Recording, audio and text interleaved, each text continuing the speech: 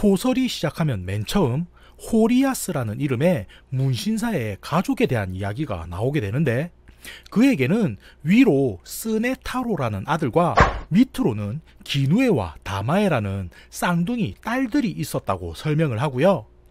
2차 세계대전이 발발한 이후 첫째인 스네타로가 전쟁에 나갈 무렵이 되자 호리아스는 자신의 아들이 건강히 돌아오라는 의미로 등에다가 지라이아라는 일본의 신화 속 두꺼비를 이레즈미로 새겨주었다고 설명을 합니다. 그리고 이를 본 두 딸 중 하나인 기누에는 자신도 오빠 마냥 등에다가 문신을 새겨줄 수 없겠냐며 아버지에게 떼를 썼다라고 말을 하는데, 이때 호리아스는 아무리 자신이 평생을 문신사로 살아왔지만 시집도 안 간 여식의 몸에 함부로 바늘을 댈 수가 없어 결국은 거절을 했다라고 이야기가 되고요. 이에 기누에는 자신의 의지를 보여주려는 듯 오빠인 스네타로에게 부탁을 하여 자신의 팔뚝 위에다 흩어진 벚꽃잎을 문신으로 새기게 되었다고 설명을 합니다. 그러니까 아들인 스네타로 역시도 아버지의 밑에서 성장하며 어느 정도 문신을 새기는 걸 보고 자랐다는 걸 알 수가 있는 거죠. 암튼 이에 호리아스는 기누에가 그렇게까지 행동을 하니 결국은 알겠다며 허락을 하게 되고요. 아들인 스네타로에게는 지라이아를 새겨주었으니 딸인 기누에에게는 오로치마루라고 불리는 신화 속의 뱀을 몇 달에 걸쳐 공을 들여 등에다가 새겨주게 되었다고 설명을 합니다. 그리고 이야기는 전쟁이 끝난 1946년의 8월로 넘어가게 되는데, 군의관을 하다 전역한 후 대학에서 연구를 하고 있던 겐조는 문신 경연대회를 관람하기 위해 방문을 했다. 어딘가 교태가 넘치는 장신의 한 여성을 만나게 되고요. 얼마 후 그녀가 이번 대회에서 우승을 하는 것을 지켜보며 그녀의 이름이 기누에이고 세르팡이라는 술집을 운영하는 젊은 마담이라는 사실을 알게 됩니다. 그래서 한눈에 그녀를 보고 매력을 느낀 겐조는 술집을 찾아가 이런저런 대화를 나누게 되는데, 처음엔 어쩌다가 젊은 여성이 오로치마루 문신을 등에다 하게 되었냐 하고 말을 걸자 그녀는 자신의 아버지가 호리아스라는 이름의 유명 문신사라는 사실을 알려주게 되고요. 자신 외에도 오빠 한 명과 쌍둥이 자매가 있는데 각각 한 명씩 지라이아와 오로치마루 그리고 스나데 히메라는 신화 속의 존재들을 문신으로 새겨주었다는 말을 전해주게 됩니다.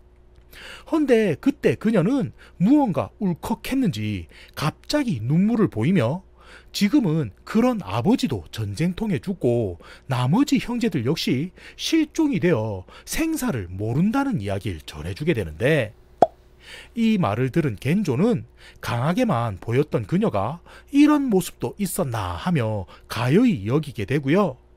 달래주던 과정에서 뜻하지 않게 하룻밤 관계를 맺는 사이로 발전하는 모습을 보여주게 됩니다.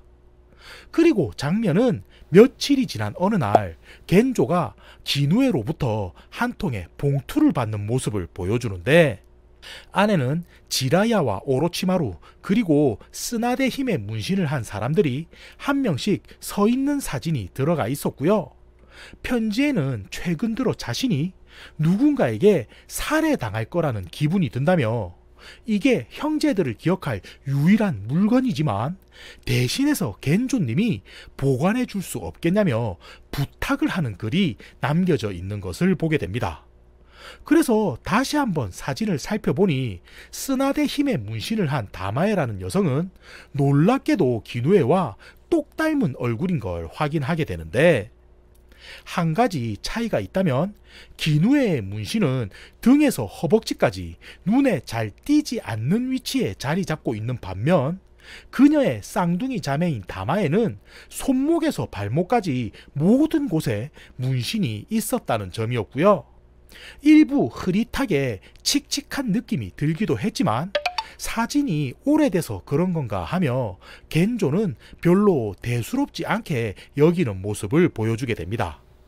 헌데 이때 어찌 알았는지 기누애가 자신에게 전화를 걸어 봉투는 잘 받았냐며 물어보더니 자신의 신병과 관련되어 긴히 할 말이 있다며 내일 아침 자신의 집으로 방문해 달라는 이야기를 전하게 되는데, 이때 겐조는 잠시 머뭇거리긴 했지만 그녀가 워낙에 간절해 보여 알겠다며 약속을 하게 되고요. 수화기를 내려놓고 나서도 그녀가 살해당할 것 같다니 이게 무슨 말인가 싶으면서 한동안 자신이 이러는 게 맞는지 잠시 멈춰서 고민하는 모습을 보여주게 됩니다. 그리고 그 이유가 뭐였냐면 그녀가 따로 애인이 있는 여성이었고 자신의 친구가 그와 관련된 인물이었기 때문이었는데, 여기서 이야기는 다음 날로 넘어가게 되고요. 우선 겐조가 어떤 상황을 맞이하게 되는지부터 먼저 설명을 드린 후 추후 등장하는 인물들의 관계는 정리를 해서 다시 한번 설명드리는 시간을 갖도록 하겠습니다. 그러니까 살짝은 복잡할 수가 있다는 말인 거죠. 암튼 맨 처음은 겐조가 아침 8시쯤 기누의 집 근처에 도착했을 때 맞은편에서 이나자와라는 인물을 목격하는 부분부터 시작을 하는데, 이때 그는 어젯밤 기누에가 혹시나 그와 같이 있었던 건가 하며 급히 집 안으로 들어가 보게 되고요. 얼마 지나지 않아 장롱은 헤집어져 있고 다다미 위로 몇 벌의 옷가지가 사방으로 흩어져 있는 것을 발견하게 됩니다. 그래서 이게 어찌 된 건가 싶을 쯤 뒤에서 누군가가 자신을 불러 세우게 되는데, 그는 자신의 스승인 하야카와 박사였고요. 처음엔 자네가 여긴 웬일인가 하며 말을 걸다 주변의 상황이 아무래도 이상하다는 걸 눈치채곤 잠시 귀를 기울인 후 잠겨진 욕실에서 수도 소리가 들려온다는 말을 전해주게 됩니다. 그래서 뭔가 불안한 생각에 살며시 문틈 사이로 안쪽을 들여다봤다 두 사람은 기누에가 토막이나 죽어있는 모습을 발견하게 되는데, 놀란 겐조는 그 길로 전화로 뛰어가 도쿄 경시청의 형사인 자신의 형 에이이치로에게 연락을 하게 되고요. 이후 경찰들이 현장을 찾아와 욕실의 문을 강제로 열어보니 기누에의 머리와 팔다리는 욕실 바닥에 흩어져 있었지만 그녀의 몸통은 거짓말처럼 사라져 있는 것을 발견하게 됩니다. 헌데 문제는 욕실 문이 안쪽에서 잠겨져 있었고 창문 또한 쇠창살이 있는 형태라 범인이 이곳에서 범행을 저질렀다고 한다면 밖으로 달아나기가 불가능한 구조였는데, 이에 이게 어찌 된 거지 싶을 쯤 뒤늦게 그녀의 모습을 확인한 하야카와 박사가 아니 오로치마루는 어디로 간 거야 하며 경악을 하는 반응을 보이게 되고요. 이에 경찰들은 이 장소가 범인뿐만 아니라 그녀의 몸통 역시도 빠져나갈 수가 없는 공간이란 걸 다시 한번 깨닫는 모습을 보여주게 됩니다. 자, 복잡하죠? 아니면 생각보다 단순한데? 라고 생각하실 분이 계실 듯도 한데, 우선 여기서 중요한 건 죽어서 발견된 여성이 기누에가 맞나 하는 거잖아요. 헌데 얼굴은 현장에 남아 있었기 때문에 그녀가 확인이 되어지는 상황인 거고, 팔다리에 문신이 없어 행여나 그녀가 실종된 다마에이지 않을까 하는 것도 애초에 불가능하다는 게 밝혀지게 됩니다. 그래서 다음으론 그녀가 언제 죽었나 하는 걸 조사하게 되는데, 몸통이 사라졌기 때문에 명확한 사망 추정 시간은 나오지가 않았지만 검시관은 시신의 상태로 보아 어제 저녁 6시에서 밤 12시 사이일 거라고 이야기를 하고요. 이후 주민들을 상대로 현장 조사를 진행을 해보니 동네 목욕탕에서 다수의 여성들이 8시 반쯤 그녀를 보았다며 증언을 덧붙이는 모습을 보여주게 됩니다. 그러니까 이를 토대로 해서 사망 추정 시간을 정리를 해보면 대략 저녁 9시부터 12시 이렇게 3시간이 범행 시간이 된다 이 말인 건데, 자, 어느 정도 현장 정황은 설명을 드렸으니 이번에는 지금껏 언급됐던 인물들에 대해 한 명씩 소개를 드렸으면 하고요. 우선 제가 기누에게 애인이 있다 했었는데 그가 누구냐면 모가미 다케조라는 인물로 토건 회사를 운영 중인 재력가라고 소개가 되고요. 그에게는 개인 실험실을 가지고 연구를 하고 있는 히사시라는 동생이 있는데 그가 바로 겐조의 친구이자 동창이기도 하면서 어릴 적부터 묘한 매력을 가지고 있어 항상 주변에 여성들이 끊이질 않았던 바람둥이라고 소개가 됩니다. 그러니까 형은 부자고 동생은 인기가 많고 뭐 이런 이야기죠. 아무튼 일단 이 두 명은 깔아두고 이번엔 이날 아침 겐조가 스치듯 마주친 이나자와라는 인물을 설명드릴 텐데 그는 앞서 말한 기누의 애인 다케조의 회사 부하 직원이 되고요. 경찰이 그에게 이날 아침 이곳에서 무엇을 하고 있었냐 하며 추궁을 하자 그는 어제 2시쯤 회사에 있던 다케조 사장이 누군가의 전화를 받더니 자신은 오늘 돌아오지 않을 거라는 말을 한 후 회사를 떠나버렸다고 말을 전해주게 되고요. 이때 이나자와는 평소 그의 애인인 기누에를 마음에 두고 있었기 때문에 혼자서 술집에서 술을 마시다 사장이 자리를 비운 지금 그녀에게 찾아가 고백을 해야겠다는 생각을 가지게 되었다고 이야기를 전해주게 됩니다.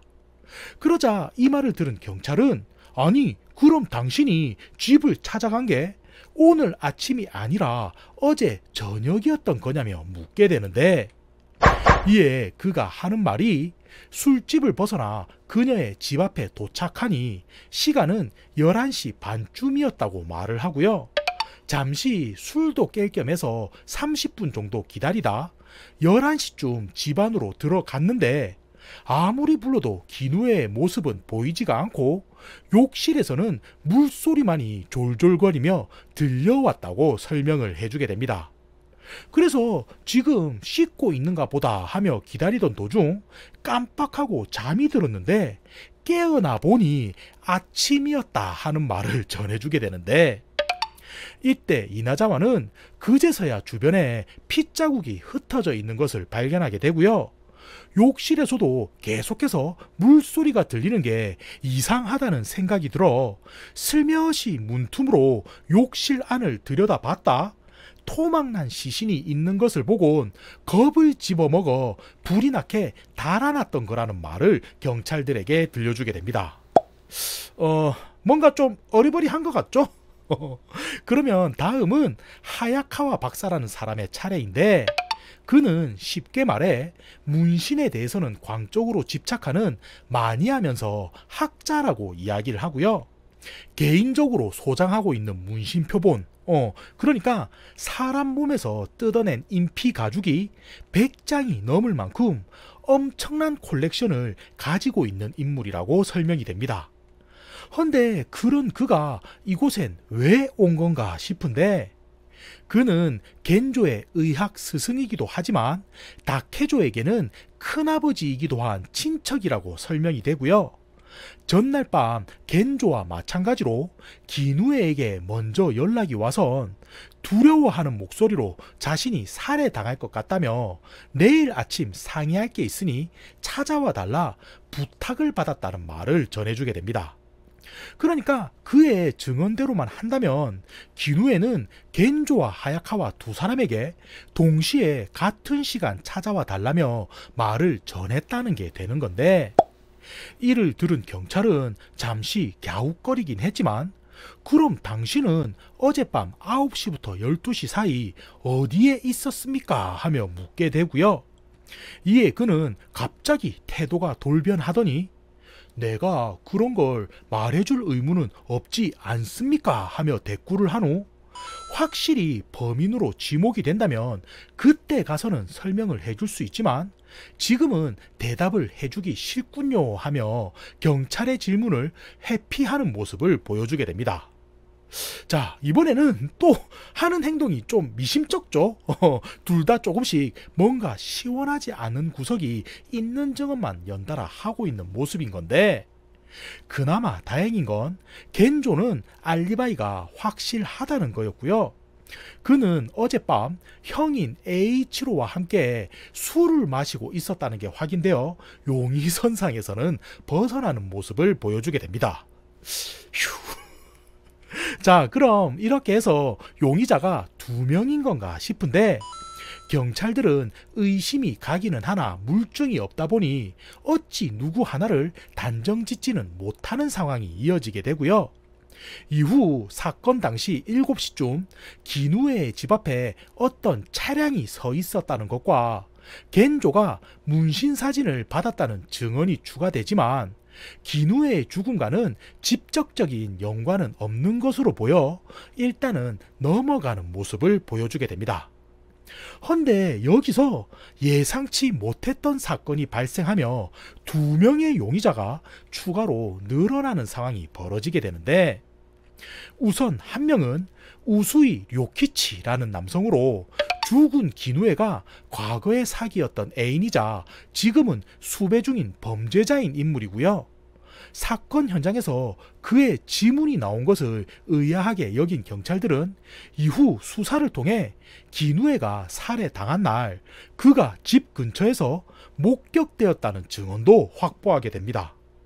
그리고 나머지 한 명은 바로 겐조의 친구인 히사시가 되는 건데, 갑자기 그가 왜 용의자가 된 거냐면, 그의 형 다케조가 실종된 이후 자기 소유의 창고에서 죽어 발견되었기 때문이고요.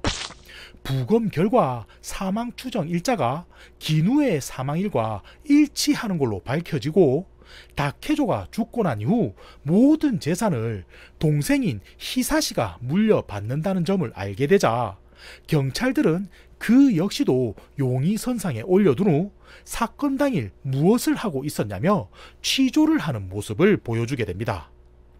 헌데 그의 알리바이는 어찌 보면 허무할이 많지 너무나도 쉽게 확인이 되어지는 모습을 보여주는데, 왜냐면 그날 저녁 8시 반쯤 술집에서 시비가 붙은 그는 취객과 다툼을 벌여 다음날 아침 9시까지 경찰서에 구류가 된 상황이었던 게 확인되어졌기 때문이고요. 그럼 그 이전에는 무엇을 했냐 하고 물으니, 이 역시도 가와바타 교코라는 여성에 의해 3시 반쯤 만나 8시에 헤어지기 전까지 함께 연극을 보았다는 진술을 경찰들은 확보하게 됩니다. 그러니까 히사시는 이날 하루 어찌 보면 완벽하리 많지 알리바이가 확인이 되어지는 상황이다, 이런 말인 건데, 결국 이렇게 되자 경찰들은 우수이의 신변이라도 확보하기 위해 대대적으로 수사에 착수하게 되고요. 신문에서도 문신 살인사건이라는 제목으로 기누에와 다케조의 죽음을 연일 기사로 쏟아내는 모습을 보여주게 됩니다. 그리고 여기서부터는 몇 가지 정보들이 연달아 이어지기 때문에 제가 최대한 정리해서 축약해 설명을 드렸으면 하는데, 우선 범인이 왜 기누에의 몸통을 가져가야만 했을까 하며 고민하던 A치로는 단순 사망 추정 시간을 모호하게 하려던 의미만은 아닐 거라고 여기게 되고요. 혹시 잘려진 문신이 따로 거래되는 건 아닌가 싶어 조사를 하던 중 죽은 줄로만 알았던 기누에의 오빠 스네타로가 도쿄 번화가에서 이름을 바꾸고 문신사로 활동하고 있다는 소문을 전해 듣게 됩니다.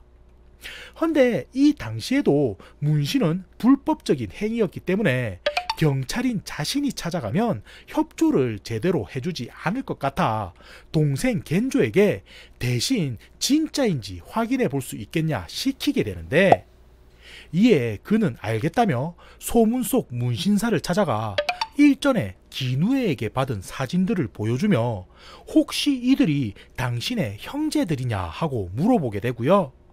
이때 문신사는 지라이아와 오로치마루 그리고 스나데 히메가 각각 새겨진 모습을 보더니 갑자기 흥분하는 모습을 보이며 내가 스네타로인데 지금 내 동생은 어디에 있습니까? 하며 오히려 되묻는 모습을 보여주게 됩니다.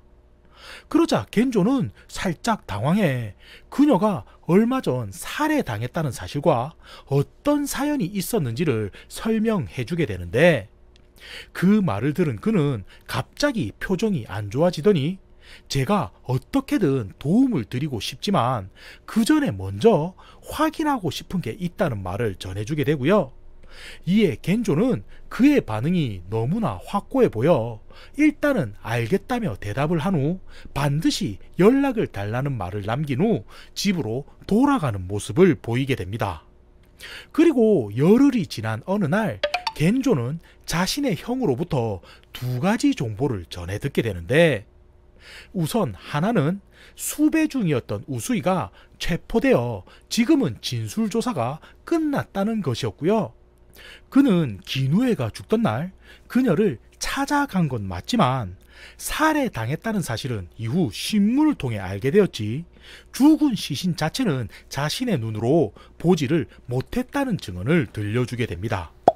그래서 경찰들이 그게 무슨 말이냐며 좀 더 자세히 설명을 해보라 하고 추궁을 했다 말을 하는데, 그때 그가 하는 말이 동네 어귀에서 기다리고 있으니 8시 반쯤 기누에가 목욕탕에서 나오는 모습을 보게 되었다라고 설명을 하고요.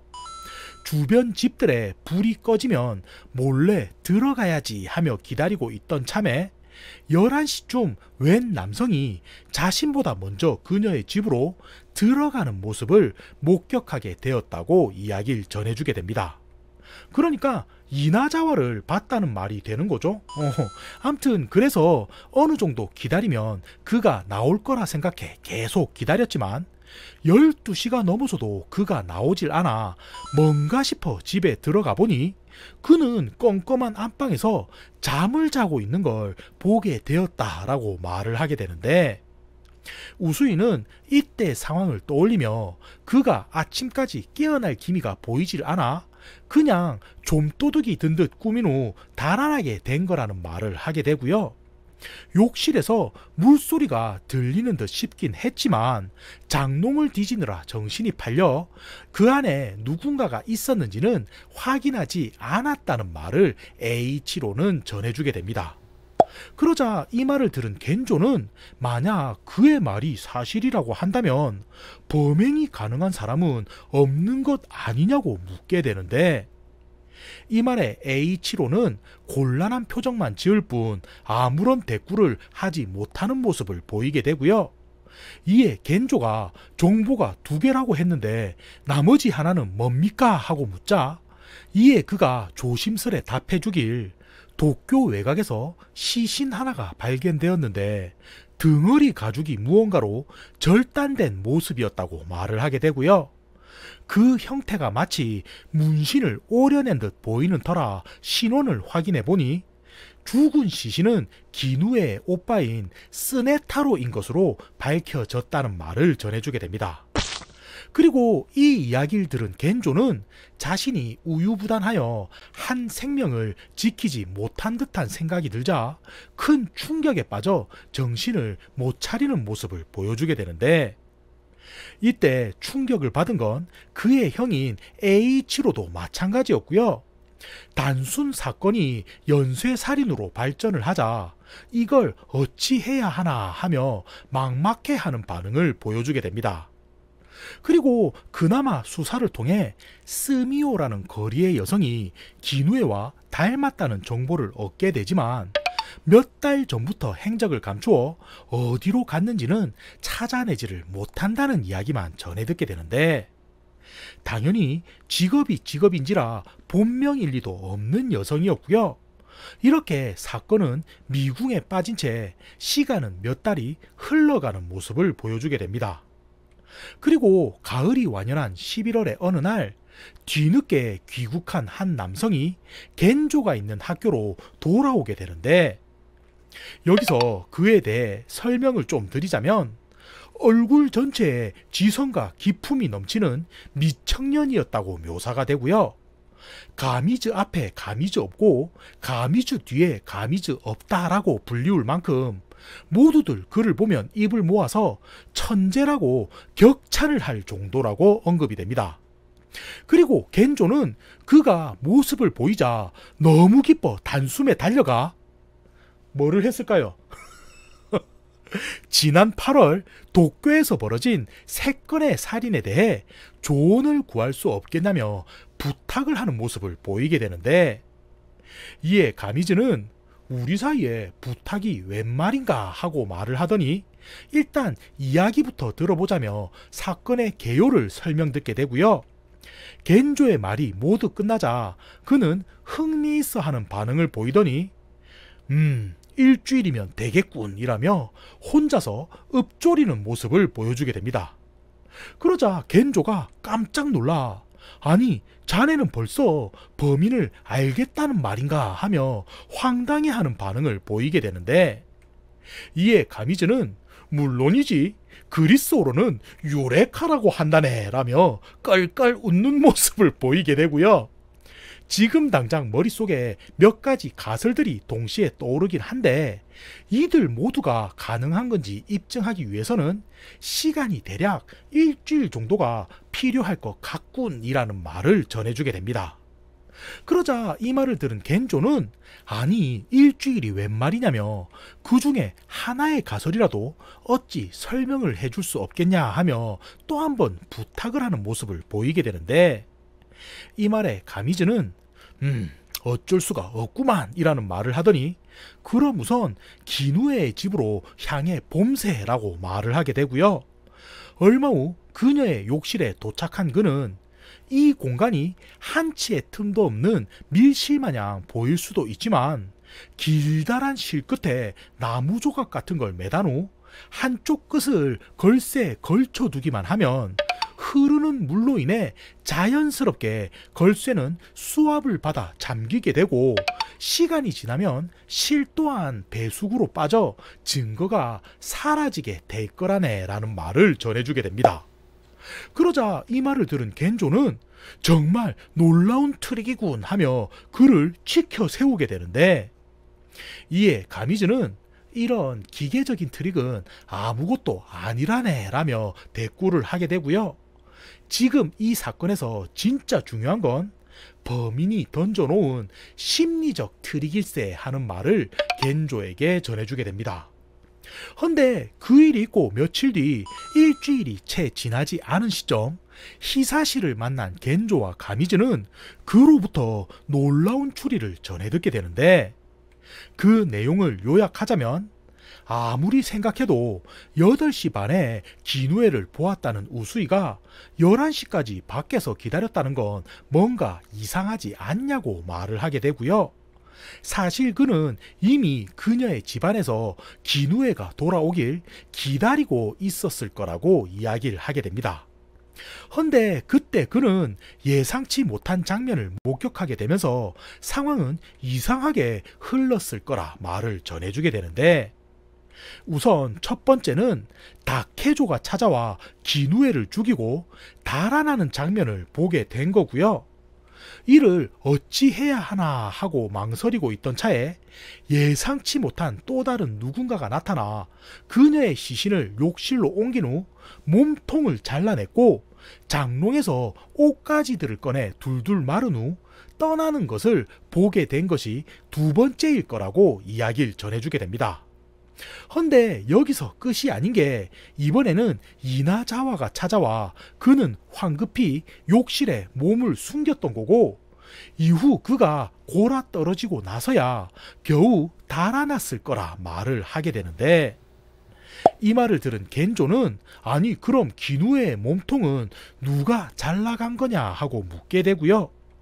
이에 히사시는 내가 그의 친척이라 이런 말을 하는 게 조심스럽긴 하지만 세 번째 살인을 보면 스네타로의 문신도 사라졌지 않냐는 말을 하더니 우연히 기누의 집에 들렀다 그녀의 시신을 발견한 하야카와 박사는 문신을 모으겠다는 욕심을 이기지 못해 그녀의 몸통을 잘라갔을 거라는 말을 해주게 됩니다.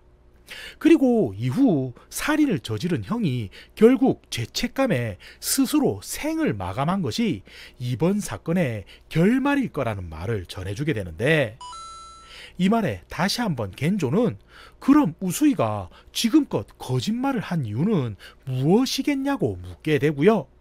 이에 히사시는 그는 가난한 범죄자지 않냐라고 말을 하더니 하야카와 박사의 비밀을 알게 된 후 그를 협박해서 돈을 뜯어내려던 게 계획일 거라는 말도 전해주게 됩니다.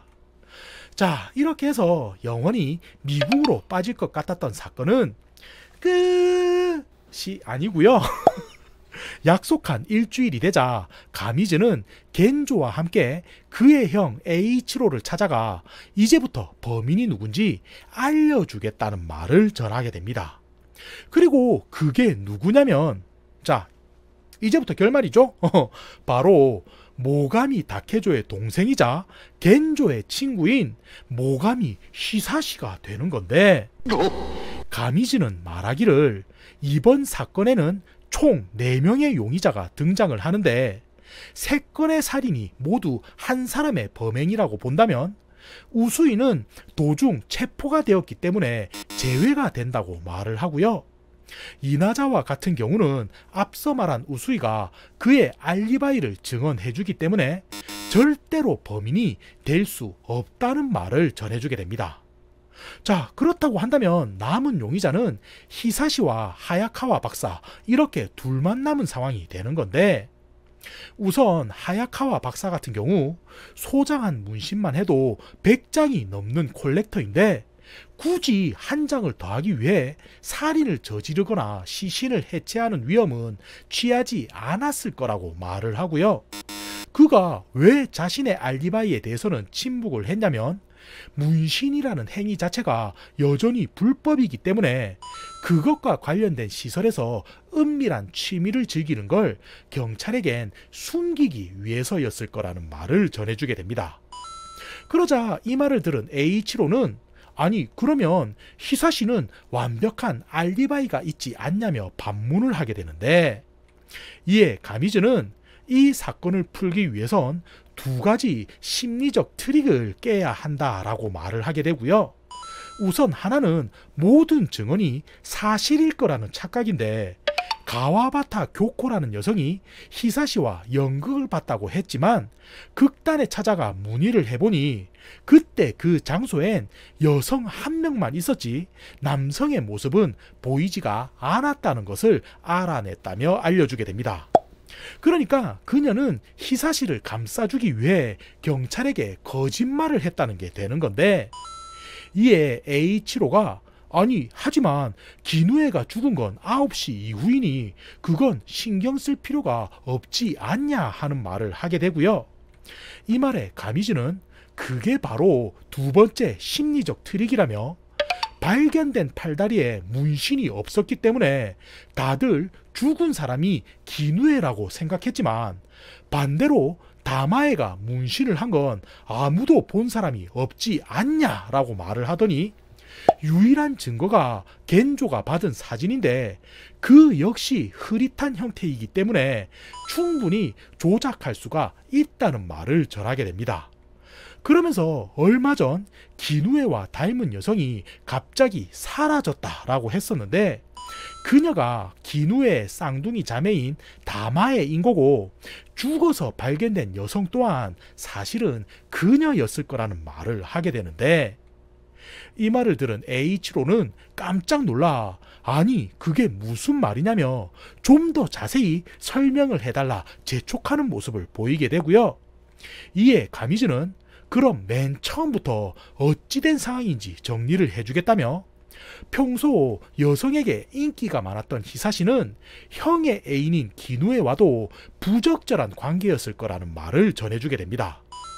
헌데 그러던 차에 우연히 들린 활락가에서 기누에를 똑 닮은 다마에를 발견한 그는 순간적으로 어떤 계획을 세우게 되는데, 그게 뭐였냐면 그녀를 기누에인 척 속여 자신은 알리바이를 만들고 형을 죽인 후 재산을 차지한다는 것이었고요.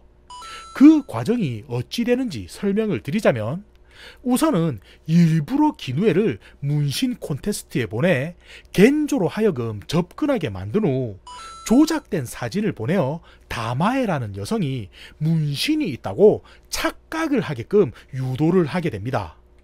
그리고 계획한 날이 되자 자신은 형에게 전화를 걸어 애인이 바람을 피는 것 같다며 밖으로 유인을 한 후 자살로 위장해서 살해를 한 게 되는 상황인데, 이때가 바로 가와바타 교코가 연극을 봤다며 거짓말을 한 시간이고요. 이후 그는 연달아 다마에도 죽여 시신을 기누에의 집에 미리 넣어놨던 게 되는 겁니다. 그러니까 기누에의 집에서 살인이 벌어진 게 아니라 밖에서 죽인 후 머리와 팔다리만 따로 옮겨놨다는 건데, 주민들의 증언 중 7시쯤 보았다는 차량이 바로 히사시의 차가 되는 거고요. 몸통이 없어 혈흔도 적었겠지만 당시 욕실에는 계속해서 물이 틀어져 있던 상황이라 경찰들은 그저 쓸려갔겠거니 하며 의심을 하지 않았던 게 되는 거였습니다. 그리고 모든 상황이 완료가 되자 기누에는 일부러 동네 목욕탕으로 향해 사람들에게 자신의 모습을 보인 후 잠적을 한 게 되는 거고, 그 시간에 맞추어 히사시는 경찰서에 구류가 되기 위해서 취객과 싸움을 벌였던 게 되는 건데, 여기서 기누에가 겐조에게 연락해 자신이 살해당할 것 같다며 다음날 아침 집으로 와줄 수 없겠냐라고 한 이유 역시 최대한 빨리 시신을 발견시켜 히사시의 알리바이를 증명하기 위함이었던 거고요. 이를 다시 한번 정리하면 첫 번째 시신의 몸통이 사라진 이유는 그녀가 기누에인 척 하기 위함이었던 거지, 사실 문신을 노리고 벌인 범죄와는 전혀 상관이 없다는 말이 되는 겁니다. 자, 그럼 세 번째로 죽은 스네타로는 어찌 된 건가 하는 게 의문인데, 이건 히사시가 처음부터 계획한 살인이 아니었기 때문인 거고요. 도중에 겐조가 그를 찾아가 사건에 대해 들려주는 일이 발생하는데, 이때 그는 자신의 동생 다마에가 문신이 없다는 것을 알고 있었기 때문에 이를 확인하기 위해 조사하던 중 히사시를 찾아가게 되었던 거고, 진범이었던 그는 위기감을 느껴 그를 현장에서 살해하는 상황으로 이어지는 게 되는 거였습니다. 헌데 막상 그를 죽이고 보니 시신을 잘 이용하면 하야카와를 몰아갈 수도 있겠다 싶었던 히사시는 일부러 그의 등에서 문신을 도려내 사건을 꾸몄던 것이 되는 상황인 건데, 이로 인해 경찰들은 더욱 혼돈을 겪게 되지만 그 실체는 형의 애인과 재산을 노린 단순 금정과 치정의 살인이었던 거고요. 이후 모든 이야기를 듣게 된 에이치로는 히사시의 실험실을 급습해 숨어있던 기누에도 발견을 하게 되고, 다마의 몸통은 실험실 한켠에 있는 증기가마로 소각되었음이 밝혀지며 이 소설은 끝이 나게 됩니다.